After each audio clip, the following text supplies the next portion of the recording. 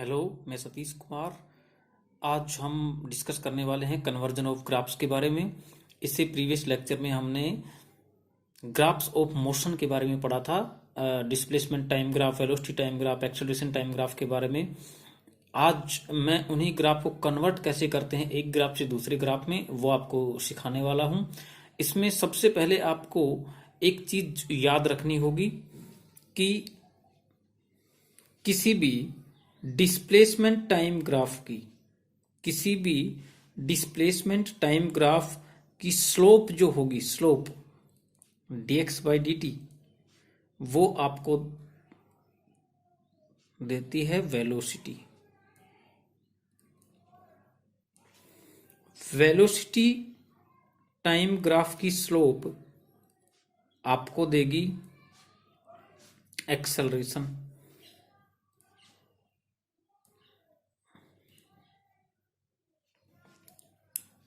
किसी भी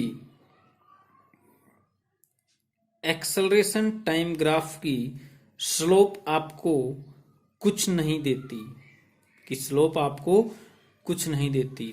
तो एक्सेलरेशन टाइम ग्राफ का एरिया, ये तो आपकी स्लोप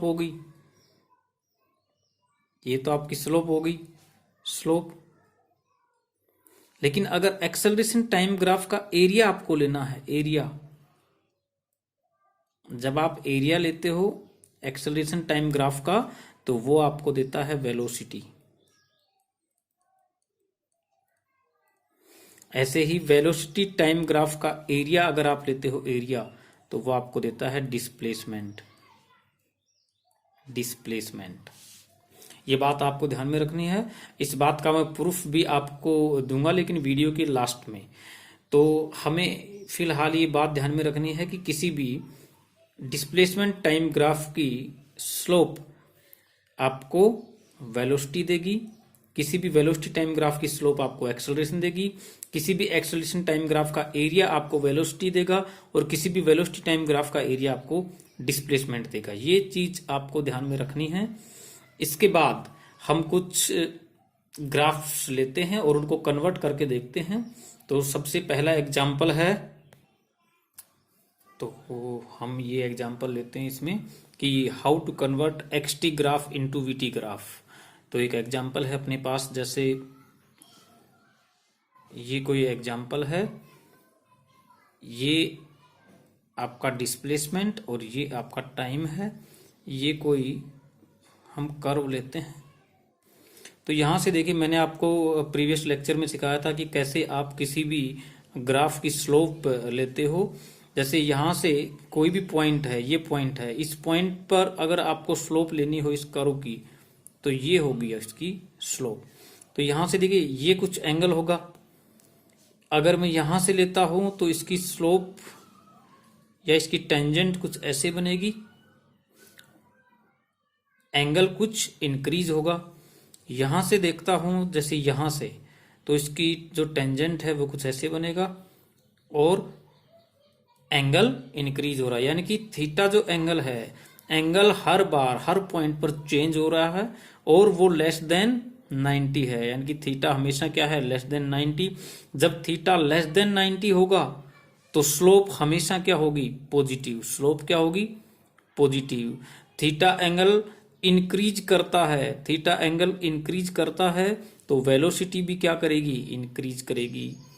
तो यहां से मुझे दो बात पता लगी कि थीटा अगर मेरा इंक्रीज करेगा तो वेलोसिटी इंक्रीज करती है, ये हमने पढ़ लिया था।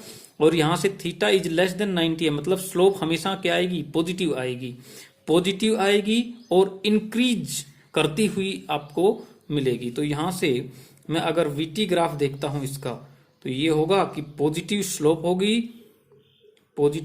होगी और इंक्रीज करती हुई होगी। यानी कि यहां से चली और इंक्रीज कर रही है टाइम के साथ साथ। ये आपका टाइम है, तो टाइम के साथ साथ क्या कर रही है, इंक्रीज करती है। बिल्कुल सही है। पॉजिटिव है कि नहीं, बिल्कुल पॉजिटिव है। क्यों, क्योंकि आपकी जो हर बार एंगल जो है वो 90 से नीचे है। यहाँ हर बार एंगल 90 से नीचे है, तो मैं यहां से बोल सकता हूं कि वीटी ग्राफ में इसकी जो ग्राफ आएगा इसका, वो स्ट्रेट लाइन आएगा। और इसमें मैं अगर एक्सेलरेशन की बात करूं तो क्या होगा, देखो वेलोसिटी इंक्रीज करती है तो एक्सेलरेशन भी क्या होगा, पॉजिटिव होगा, पॉजिटिव। एक्सेलरेशन भी क्या होगा, पॉजिटिव। तो यहाँ से पॉजिटिव क्यों होगा, आपको पता है कि अगर वेलोसिटी इंक्रीज करेगी तो पॉजिटिव होगा, अगर वेलोसिटी कांस्टेंट होगी तो एक्सेलरेशन क्या होगा, जीरो। तो यहाँ से मैं बोल सकता हूँ कि एक्सेलरेशन क्या होगा, पॉजिटिव। अब हम अगला एग्जाम्पल करते हैं इसमें कि अगर आपके पास कुछ ऐसा हो कि ये आपका एक्सटी ग्राफ है और कुछ ऐसा है कि यहाँ से कुछ पैराबोला टाइप में है ये, और इसका मुझे एक्सटी ग्राफ से वीटी ग्राफ में कन्वर्ट करना है, इसको मुझे एक्सटी ग्राफ से वीटी ग्राफ में कन्वर्ट करना है। तो मैं सबसे पहले क्या देखता हूँ कि इसकी जो हर पॉइंट पे जो टेंजेंट है उसका एंगल कितना है। यहाँ से देखिए इसकी ये टेंजेंट है, यहाँ देखिए इसकी ये टेंजेंट है, यहाँ देखिए इसकी ये टेंजेंट है, यहाँ देखिए इसकी ये टेंजेंट है। तो यहाँ से मुझे पता चलता है कि यहाँ से देखो, यहाँ से चलते हैं यहाँ तक आपका जो एंगल है वो हमेशा क्या है, ऑलवेज क्या है, एंगल है वो ऑलवेज लेस देन 90 है, मतलब स्लोप क्या होगी, पॉजिटिव। यहां इस पॉइंट पर आपकी जो स्लोप है वो क्या है, जीरो स्लोप है। देखिए जीरो स्लोप, तो यहां से क्योंकि एंगल आपका जीरो है, angle is equal to zero, तो स्लोप भी क्या होगी, जीरो। स्लोप भी क्या होगी, जीरो। जैसे ही हम इसके आगे चलते हैं तो थीटा इज ग्रेटर देन 90 है, थीटा इज ग्रेटर देन 90 है, तो स्लोप क्या होगी, नेगेटिव। तो यहां से मुझे ये पता चलता है कि यहां से यहां तक, टॉप तक जब हम जाते हैं तो स्लोप पॉजिटिव है, टॉप के ऊपर स्लोप जीरो है, और जैसे ही हम आगे चलते हैं तो स्लोप हो जाती है आपकी नेगेटिव। एंगल की बात करते हैं तो यहां से ये एंगल, यहां से ये एंगल और यहां से ये एंगल, हमेशा एंगल टॉप पोजीशन तक इंक्रीज करता है। एंगल क्या कर रहा है, इसमें इंक्रीज कर रहा है, मतलब वेलोसिटी क्या होगी, इंक्रीज नहीं, डिक्रीज करता है। इसमें एंगल हमेशा क्या कर रहा है, डिक्रीज। तो वेलोसिटी क्या होगी, डिक्रीज होगी, लेकिन पॉजिटिव होगी।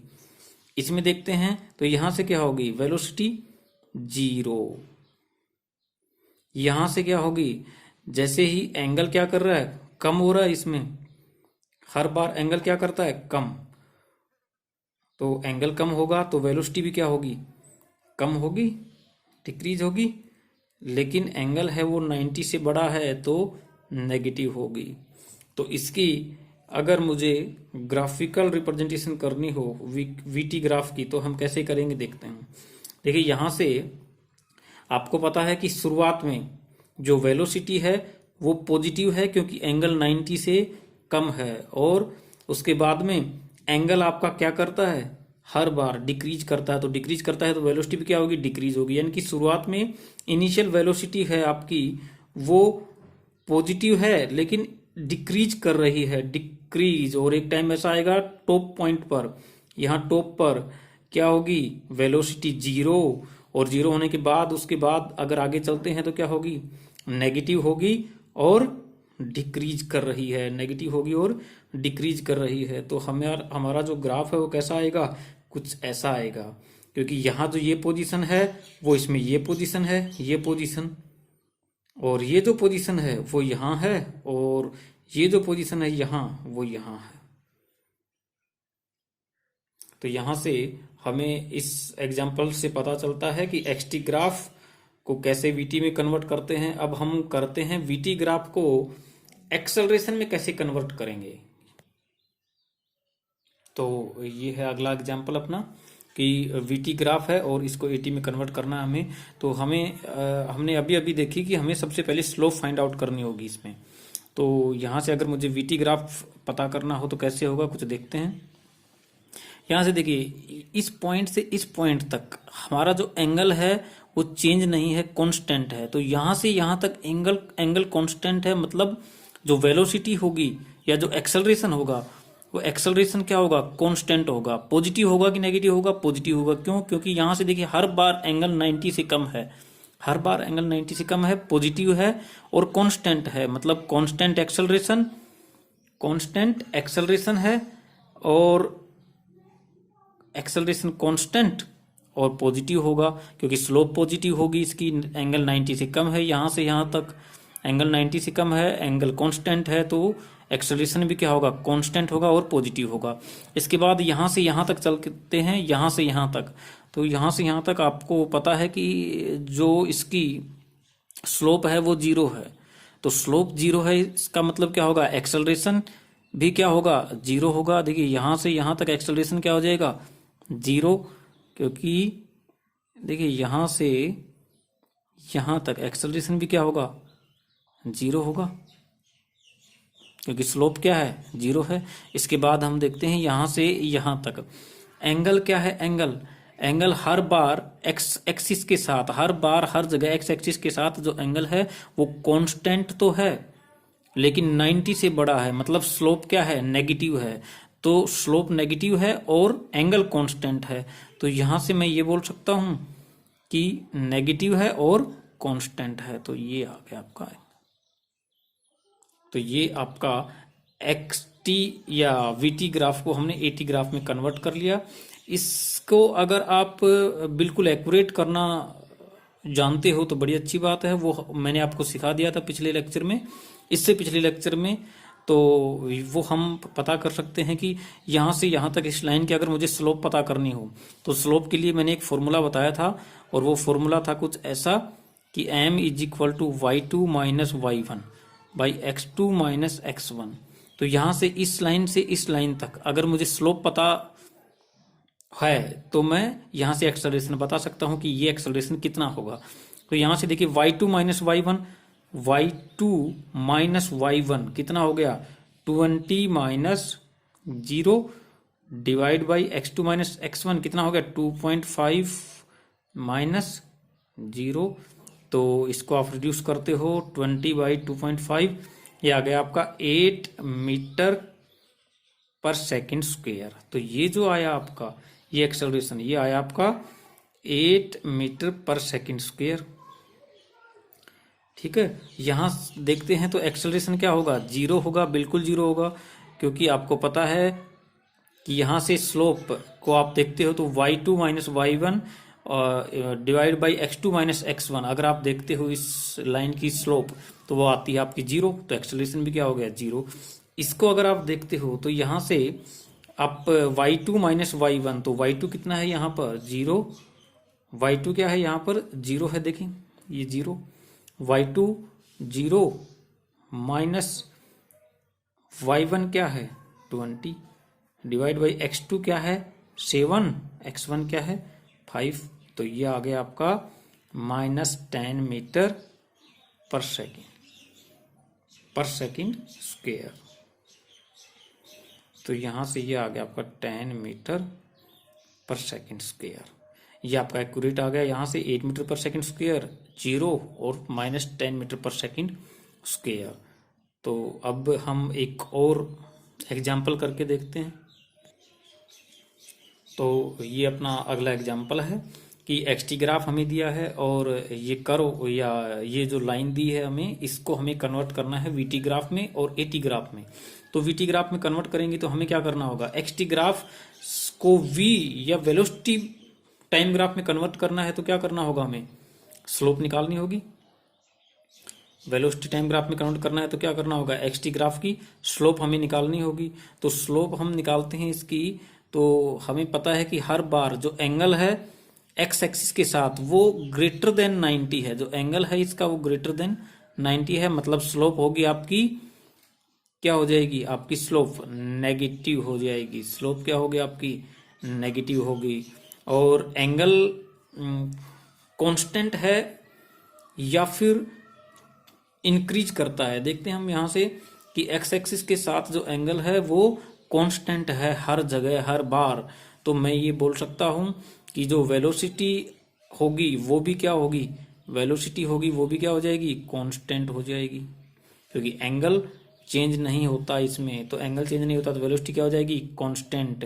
तो यहाँ से मैं ये बोल सकता हूँ कि इसका जो ग्राफ आएगा वो कुछ ऐसा होगा कि ये आपका VT है, हमें पता है कि वेलोसिटी कांस्टेंट होगी, बिल्कुल होगी, स्लोप नेगेटिव है तो वेलोसिटी भी क्या होगी, नेगेटिव। तो मैं यहाँ से बोल सकता हूँ कि वेलोसिटी नेगेटिव है और कांस्टेंट है, तो ये आपकी आ गई V, वेलोसिटी यानी कि नेगेटिव V। तो अगर मैं इसको एक्सेलरेशन टाइम ग्राफ में कन्वर्ट करता हूँ तो आपको पता है कि वेलोसिटी जब कांस्टेंट है, वेलोसिटी जब कांस्टेंट है तो इस ग्राफ को अगर आपको 80 में कन्वर्ट करना है, 80 में, तो आप क्या करेंगे, यहाँ से 80 ग्राफ में अगर आपको कन्वर्ट करना है तो हमें पता है कि हम सबसे पहले क्या देखते हैं, स्लोप देखते हैं। स्लोप क्या है इसकी, 0, और स्लोप जब 0 होगी तो एक्सेलरेशन भी क्या हो जाएगा, 0। तो एक्सेलरेशन 0 आया इसका। तो ये हम इस लेक्चर में देख चुके हैं कि एक्स को कैसे VT में कन्वर्ट करते हैं, VT को कैसे 80 में कन्वर्ट करते हैं, और XT को VT और 80 में कैसे कन्वर्ट करें, ये हम सब इस लेक्चर में पढ़ चुके हैं। अब मैंने आपसे कहा था कि लास्ट में, इस लेक्चर के लास्ट में मैं छोटा सा ही आपको प्रूफ देने की कोशिश करूंगा कि ये जो चीज मैंने बताई है कि XT की स्लोप वेलोसिटी देगी, वेलोसिटी टाइम ग्राफ की स्लोप आपको एक्सेलरेशन देगी, एक्सेलरेशन की का जो 80 का जो एरिया है वो आपको वेलोसिटी देगा, VT का एरिया आपको डिस्प्लेसमेंट देगा। तो मैं चेक करके देखता हूं कि क्या रियल में हम इसका कुछ प्रूफ कर सकते हैं कि नहीं। इसको तो देखते हैं, एक छोटा सा एग्जाम्पल लेते हैं, और एग्जाम्पल कुछ ऐसा है कि हम कोई भी एक ग्राफ लेते हैं, प्रूफ करके देखते हैं कि क्या अपनी ये बात सही है कि नहीं। तो यहां से देखिए, ये जो आपका कर्व है, कर्व, और ये VT कर्व है, तो VT कर्व में मैं मानता हूं कि मुझे यहां से और यहां तक, यहां से यहां तक का मुझे एरिया लेना हो तो क्या मुझे डिस्प्लेसमेंट मिलेगा, क्योंकि मैंने पता किया है कि VT ग्राफ में अगर आप एरिया देखते हो तो आपको डिस्प्लेसमेंट मिलेगा। VT ग्राफ का एरिया आपको क्या देता है, डिस्प्लेसमेंट। तो देखता हूं कि T1 से T2 तक का जो एरिया है, ये इस कर्व के अंदर जो एरिया है, ये एरिया हमें डिस्प्लेसमेंट देगा कि नहीं। तो यहां से मैं ये बोल सकता हूं कि this area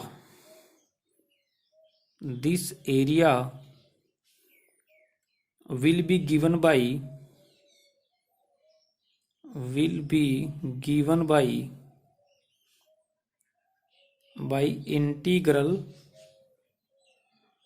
integral of velocity with respect to time। तो हमें ये पता है कि वेलोसिटी इज इक्वल टू क्या होता है, change in displacement with respect to time, ये हमें पता है। तो यहां से मैं ये बोल सकता हूं कि v is equal to dx/dt, और v dt में इस साइड लेके आता हूं, dx में कर देता हूं। हमें इस बात का भी पता है कि अगर आपको कोई फंक्शन दिया है और उस फंक्शन का अगर आपने इंटीग्रेट किया है उस फंक्शन को, तो वो जो इंटीग्रेशन है fx dx, जो इंटीग्रेशन है वो आपको एरिया देता है। ये आपको पता है मैथमेटिक्स में, ये चीज़ आपको पता है। तो मुझे यहाँ से अगर मैं v dt को और dx को इंटीग्रेट करता हूँ, कहाँ से कहाँ तक, v dt को आप t1 से t2 तक, और dx को आप x1 से x2 तक इंटीग्रेट करते हो, तो ये जो है v dt, ये आपको एरिया देगा। बिल्कुल सही है, क्योंकि हमें पता है मैथमेटिक्स में कि जब आप किसी फंक्शन को इंटीग्रेट करते हो तो आपको एरिया मिलता है।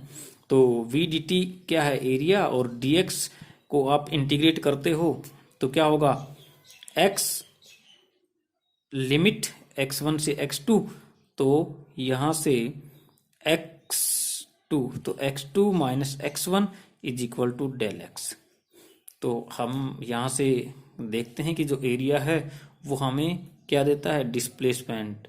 तो हम ये बोल सकते हैं